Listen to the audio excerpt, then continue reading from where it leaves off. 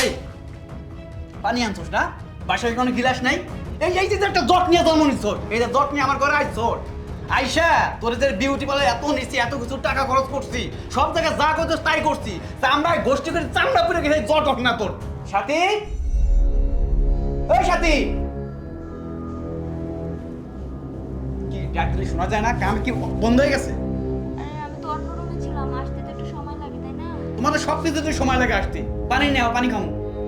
দেখো আমার তো লড়াচড়া করতে একটু সমস্যা হচ্ছে, তুমি একটু কষ্ট করে পানিটা খেয়ে নাও। দারুণ কবিতা, সুন্দর। মানে আমি পানি এনে খামু, অফিস করে এসে যদি আমি পানি এনে খাই, আপনাকে বিয়ে করেছি কি জন্য? মানে আপনার চেহারা দেখার জন্য? পানি নিয়ে এসো।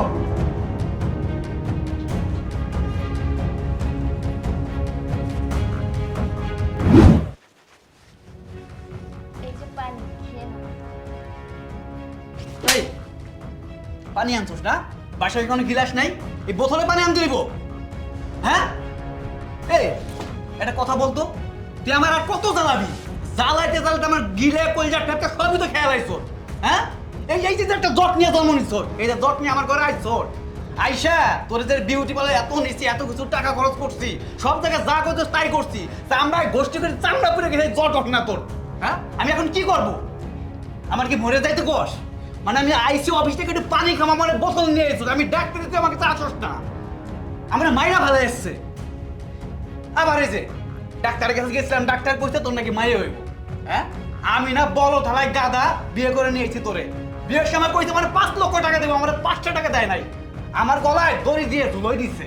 আর এই মায়েটা যদি হয়, এই দুটো তোর মধ্যে যে কাল নাকি নিয়ে মতো জট নিয়ে জন্ম নেয়, আমি কেমনে এটা বিয়ে দেবো কিভাবে? সম্ভব?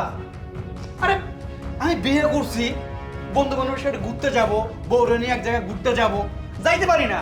কিভাবে যাবো? এই যে জন্ম থেকে নিয়ে আইছোস, মানে কলঙ্কের দাগ, এই জন্য যাইতে পারি না। মানে আমি তোর সাথে কথা কয়ে কি লাভ? যা, আমার ভালো লাগে না।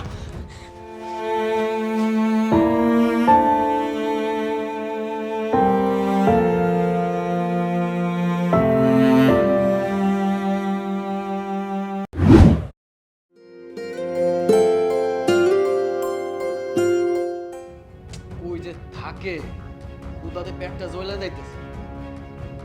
সাথী, এই সাথী, এ কই তুমি? কুদা লাগতে ভাত নিয়ে আহ। এই সাথী, এ কই তুমি?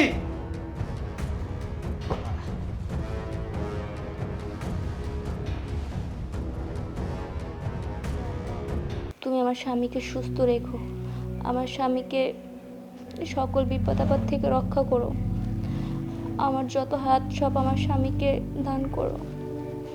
হে আল্লাহ, আমার জীবনের বিনিময় হলো তুমি আমার স্বামীকে ভালো রেখো। কেউ না জানুক খোদা, তুমি তো জানো আমি আমার স্বামীকে কত সম্মান করি, কত ভালোবাসি, কত শ্রদ্ধা করি। তুমি আমার স্বামীকে ভালো রেখো আল্লাহ।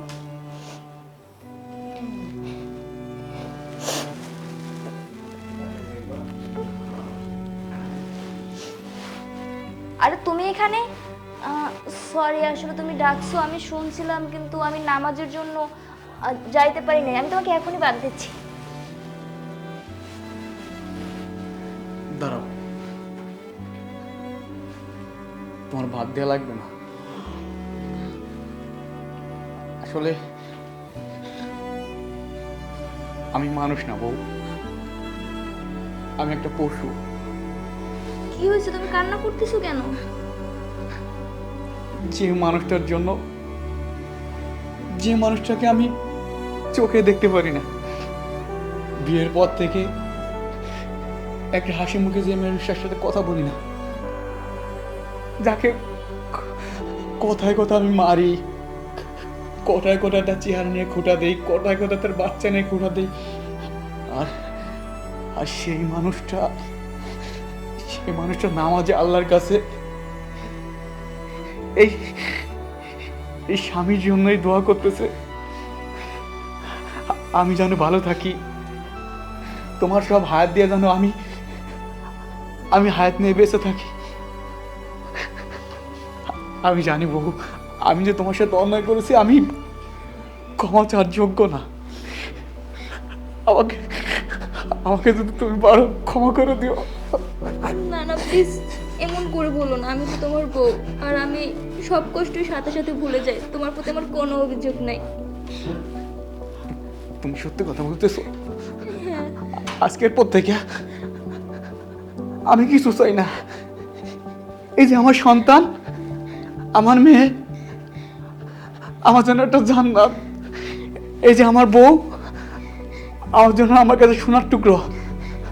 আমি অনেক সুখী, কিন্তু আমি বুঝতে পারি নাই যে আমার বউ আমার কতটুকু ভালোবাসে।